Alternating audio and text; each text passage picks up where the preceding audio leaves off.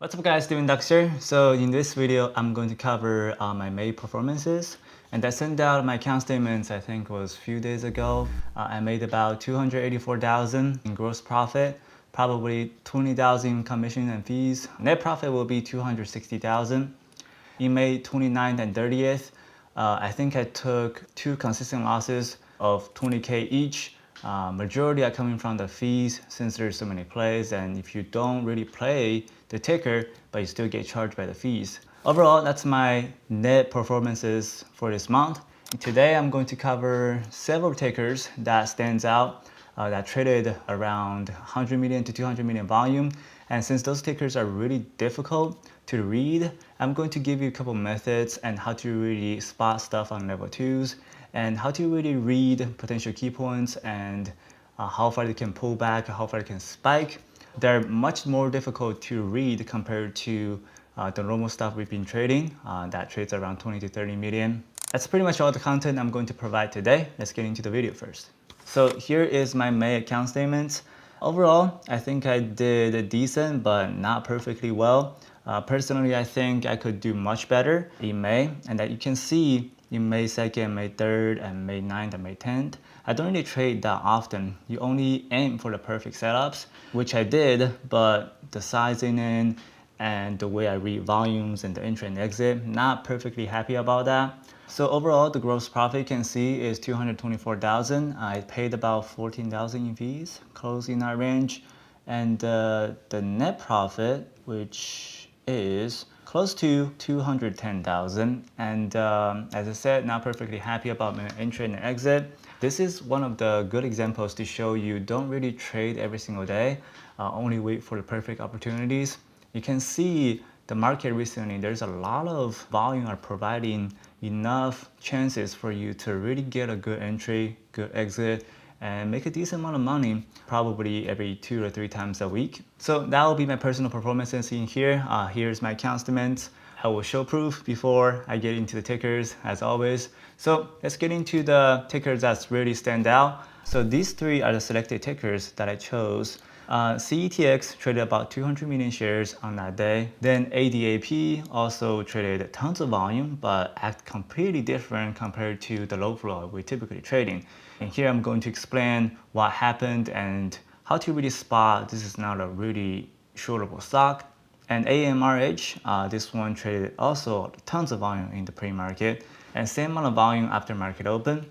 Let's put them into different categories first, since as I made the video before, when you want to look at different tickers, you want to put them into different market cap zones. ADAP, of course, fit into the billion-dollar market cap zones. When you are seeing a market cap is over $1 billion, it's really hard for them to provide liquidities. And there's not many people trading it because there's not much volatility going back and forth. If there's not much range were created from the ticker by itself, there's not many traders are interested to trade them. It's same amount of ratio. But currently right now, we're getting tons of volume, and let's see how the billion-dollar cap performed on that specific intraday.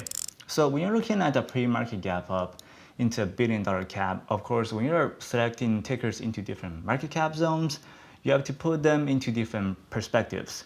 So ADAP overall 5 to 10, and it pulled back in the morning. Now, when we're looking at a gap up short, and since the market opening straight dies, there's always some type of bounce coming in as long as there's sufficient enough volume in the pre-market. Now, what do I mean by sufficient amount of volume pre-market? So during the pre-market, if the volume trades over than 2 million, we call that sufficient enough volume. Crowded volume typically trades around over 5 million to 10 million, and 10 million or plus becomes untradable. In this case, ADAP traded definitely more than 2 million shares in the pre-market, and it provided a decent amount of bounce. When you're looking at in terms of resistance in the historical chart, you don't really see any type of individual resistance or consistent resistance. In this case, the chart is completely fresh. The only thing you have will be the pre-market resistance, which is very light resistance. And I see tons of people shorting around 10, shorting around 11, risking 12, but it actually pushed above 12.10. By judging the chart actions, when you are seeing a tons of volume with really slow grind. It's moving about maybe 5% every half an hour, 5% every 2 hours. And that type of slow grind is very difficult for you to short or going long. It's because when they start to form a bottom and you don't really know it's going to panic, it's going to break out, and especially when you're trading on fresh chart. So gap up short, shorting into pre-market resistance can be only used before 11 o'clock. And you can see, people are shorting around 1 p.m. and slow grinded all the way up to the pre-market resistance, which is $12 area. And it's way past the perfect time zone to short into. That's why I see a lot of people are over trading on the sticker. As I said, $1 billion cap and past the perfect trading time zones. Also, there's fresh chart, no resistance. That's why it's not tradable. 3 reasons. Hopefully you guys can remember next time when you are trading these type of market caps. Now for the following day, a lot of people have probably heard about overstaying gap down. Overstaying gap down doesn't really work on billion-dollar cap. Overstaying gap down only works on small cap that trades tons of volume and be up over 200% to 300%-ish. That's where overstaying gap down pattern performs the best. So now in ADAP, the stock only up about 150%, then the next day gap down 10 to 15%. First of all, overstaying gap down doesn't really work that well in billion-dollar cap. Second, you gap down so low and you didn't really create enough range for you to short into. Now, when you are looking at overstaying gap down, you want to look at different consolidation zones. ADAP consolidated anywhere between 9 to 10. You don't really know where the resistance is. That's the problem. And if you don't really know the resistance and you are blindly shorting into the yesterday close, that's not going to work out very well. And you can see the squeeze on ADAP. So this is one of the perfect examples to really identify which ticker you should trade by selecting different market caps, selecting different resistance zones, and all that stuff has to be included. That's pretty much all for ADAP. Let's get into AMRH and CETX. Now, these two tickers are extremely tricky in terms of intraday charts. And before we get into intraday, let's look at the pre-market. Now, pre-market, I traded about 13 million shares. 13 million shares is extremely high amount of shares compared to the normal ticker we've been trading. Typically, the volume is anywhere between 2 to 3 million. Lowest would be 500K to 1 million, but we're having a 13 million pre-market. Since the market opened, it got extremely crowded. And we are looking at different charts and also reading the pattern itself. Even though it's a bounce short, when you're looking at in terms of resistance volume by checking out a yearly chart, you have a resistance at 3, resistance at 3. So you have 2 resistance at 3. Each has about 40 million resistance volume. So overall, it has about like 100 million resistance. In the first hour, we already traded 50 million. So by the volume estimate, it's going to trade much more or can exceed the 100 million resistance volume. So in that case, when you're looking at, stock is dropping and you want to chase into, short, into a bounce short because it's dropping from the resistance, always think about if it already traded about 50 million volume, where's the rest of the volume going to go in the next, 6 to 5 hours? That's where you can prevent yourself from over trading, is because once you have that volume estimate in your head, 50 million volume in the first hour can already tell you, do not trade this ticker. The ticker is going to bounce, it's going to squeeze you, and try to test the resistance again. And in this case, you can see CETX test that $3 multiple times, and it didn't drop that far after the market close. Then of course we have an offering the next day, make the stock drop to 1.5. But that's the offering. If it didn't really perform an offering, you don't know what's going to happen after a 200 million share day.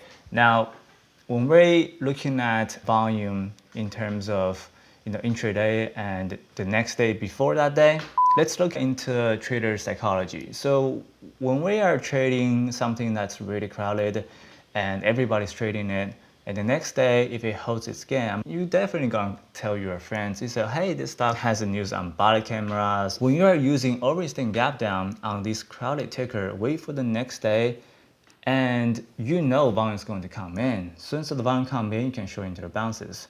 So that's something you can really take advantage of when there's massive amount of volume in the previous day.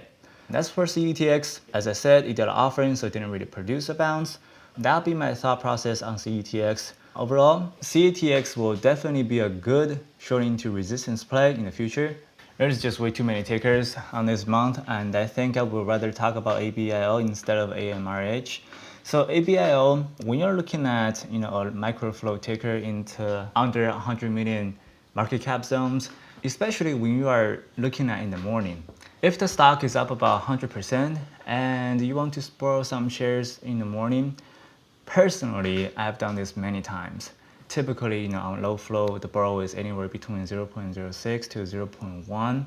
And you want to borrow, let's say 5,000, 10,000 shares. It will cost you about 2,000 to 4,000 before even market opens. You don't even know the stock is going to spike or dump at the market open. And when you are taking that much loss in the pre-market just by borrowing the fees, you will forces you to make a trade. You want to make that, borrow money back. That type of thinking messes with me many times before when I borrow way too many shares in the pre-market and I want to trade it because I want to make the fee back. I, wasted way too much borrow fees. And that's where you start making mistakes. Now, for something like ABIO that flows between 1 million to 2 million, I don't really suggest to trade it anymore, even though it has a good odds and it has some type of resistance.